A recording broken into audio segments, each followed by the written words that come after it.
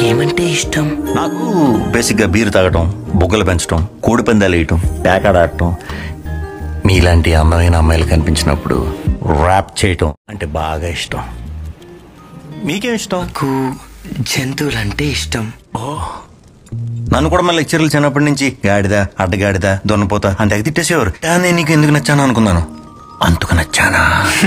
Okay.